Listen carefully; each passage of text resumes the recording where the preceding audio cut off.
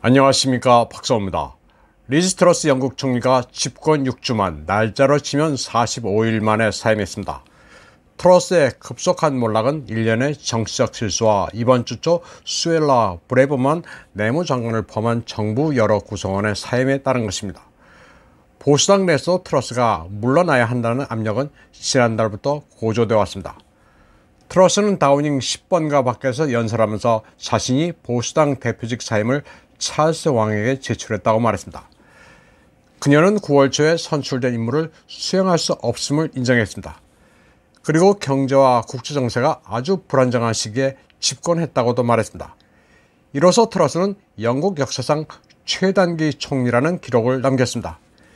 예전에 조지 캐닝이 1827년에 세상을 떠나기까지 119일 동안 총리직에 있었던 기록을 깼습니다.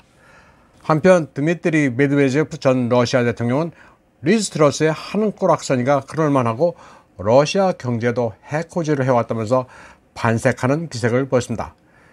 메드베제프는 소셜미디어를 통해 미친 총리가 가장 빠른 속도로 국가 재정을 파괴한 공로로 노벨 경제학상을 받을 자격이 있다는 조크를 던졌습니다. 리즈 트러스의 러시아 혐오증에 대해 매번 거세게 비판했던 마리아 자하로와 러시아 외교부 대변인도 거들었습니다. 영국으로서는 리즈 트러스만한 수치가 없을 것이라고 했습니다. 그리고 리즈 트러스로 기억되는 장면은 몇 없다고 했습니다. 외교부장 시절 에스토니아를 방문해 전차를 타고 쇼를 한 것, 그리고 재앙 수준으로 맹하다고 말했습니다. 그리고 배알하자마자 엘리자베스 여왕이 돌아가신 것 정도라고 말했습니다. 시점이 너무 공교로워 트러스가 여왕을 보내드렸다고 말하는 사람도 많습니다. 졸지에 상조회사 대표가 된 셈입니다.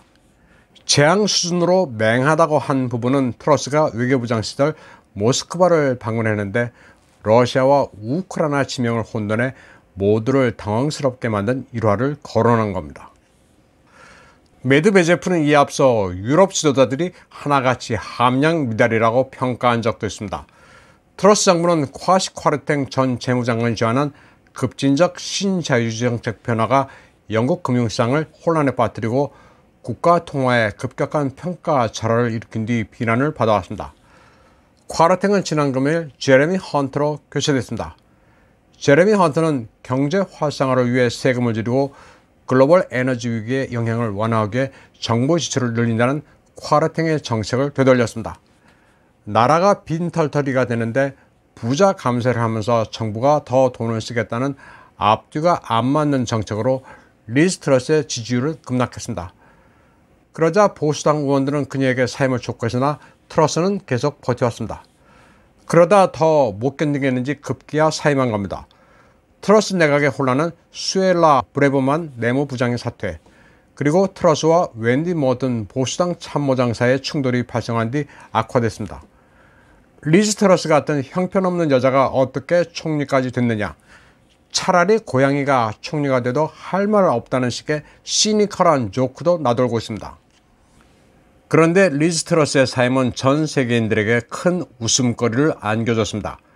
발단은 영국의 정크미디어 데일리스타가 일으켰습니다. 리즈 트러스가 이제나 저제나 사임할까, 저래가지고 며칠이나 갈까 궁금하던 시기에 맞서 데일리스타가 생방송 이벤트를 진행했습니다. 리즈 트러스의 사진 옆에 테스코에서 60펜스를 주고 구입한 촉촉한 상추를 소품으로 놓고서 어느 쪽의 유통기간이 길지를 화두로 삼으면서 시청자의 관심을 불러일으켰습니다. 상추의 유통기한은 대략 열흘쯤인데 생방송 이벤트를 시작한 것은 10월 11일이었습니다.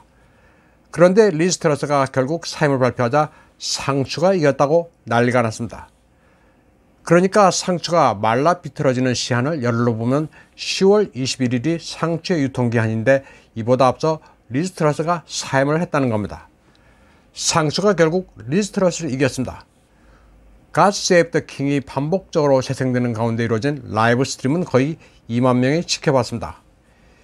이 라이브 스트림과 리즈 트러스의 사임은 스웨덴, 프랑스, 호주, 미국 매체도 주목하면서 브리티시 조크의 정수를 즐겼습니다. 며칠 전 블라디미르 푸틴 러시아 대통령이 실비오 베를루스코니 전 이태리 총리에게 생일 선물로 보드카 20병을 보냈다고 이태리 라프레스 통신이 보도하는 바람에 다소 시끄러웠습니다. 이 매체는 베를루스코니가 자신의 정당인 포르자 이탈리아 당원과의 통화 녹취록을 전했습니다.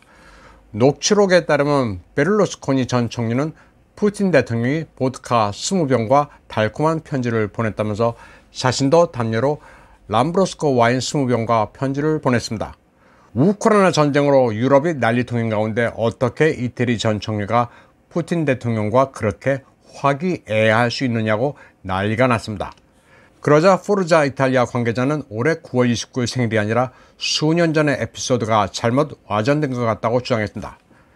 그러나 라프레스의 통신 보도에 따르면 실제로는 올해 일어난 일일 가능성이 높습니다. 한편 독일 슈피겔지는 푸틴 대통령의 보드카 선물이 EU 제재를 위반했을 수 있다는 EU 집행위원회가 DPA 통신에 보낸 공식 논평을 보도했습니다. EU 집행위원회에 따르면 2022년 4월 러시아산 상품 금수 목록에는 보드카 같은 주류가 포함됩니다. 예전에 베를루스코니와 푸틴은 아주 친한 사이였습니다. 그러나 베를루스코니는 우크라이나 사태가 발생하자 항상 민주주의와 평화의 사람으로 알았던 푸틴에게 실망했다고 말했습니다. 아마도 분위기에 살짝 편승한 것 같은데 생일 선물로 보드카를 받은 게 제재 위반이 될 수도 있다고 떠드는 것 자체도 코미디입니다. 다음 소식입니다.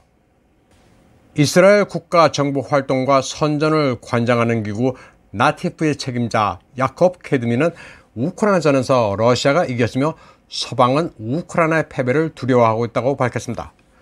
나티프는 1951년 6월 이스라엘 총리 벤 구리온이 설립한 기관으로 유태인 이민을 증가시키기 위해 러시아와 동유럽에서 이스라엘의 정보 선전 공작을 수행해왔습니다. 그는 키예프 정권에 대한 미국과 동맹국의 이해관계는 정당화되지 않는다면서 모든 지표가 우크라이나의 패배를 암시하고 있다고 말했습니다. 케드미는 솔로비오프의 토크쇼에서 서구의 내러티브가 극적으로 바뀌었다고 시작했습니다. 우크라이나가 무너지면 어떻게 하나라는 공포에 사로잡혀 있다고 그는 말했습니다. 그들은 우크라이나가 이기고 있다고만 말할 뿐 반드시 이겨야 한다고는 말하지 않는다고 했습니다. 이기고 있다고 허황된 소리를 늘어놓으면서 정작 이겨야 한다는 목표의식이나 절박감은 없다는 겁니다. 이는 러시아의 승리는 나토의 패배가 될 것이라는 옌스 스톨텐베르크 나토 사무총장의 발언에서도 읽을 수 있다고 케드미는 지적했습니다. 그리고 문제는 서방이 우크라이나에 무기와 재정을 퍼붓기 시작할 때 멈출 수 없다는 사실에 있다고 분석했습니다. 그러면서 서방은 자신이 무엇을 하고 있는지 알지도 못하는 도박꾼과 같다면서 시간이 지날수록 실패를 거듭하고 있고 패배가 임박했음에도 불구하고 계속 판돈을 높이고 있다고 말했습니다. 그러면서 러시아는 이미 이겼고 우크라이나가 빼앗긴 지역은 다시 돌아가지 않는다고 단언했습니다. 저널리스트 알렉산드르 시트니코프도 러시아가 키예프 정권을 이기기 위해 핵을 사용할 필요도 없으며 세 가지만 취하면 우크라이나는 자멸로 이어질 것이라고 말했습니다.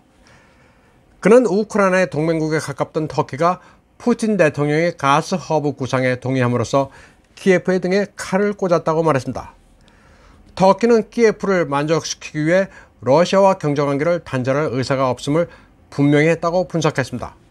시트니코프는 그러면서 돈이나 마찬가지인 가스, 전기가 있어야 가동되는 빛, 그리고 다른 나라와의 관계는 우크라이나가 서 있는 새 기둥이라면서 이를 박탈하면 키예프는 자멸한다고 분석했습니다. 여기에다 미 중간선거에서 공화당이 이길 경우 키예프에 대한 백지 수표 지원은 끊길 수도 있다는 전망도 나오고 있습니다.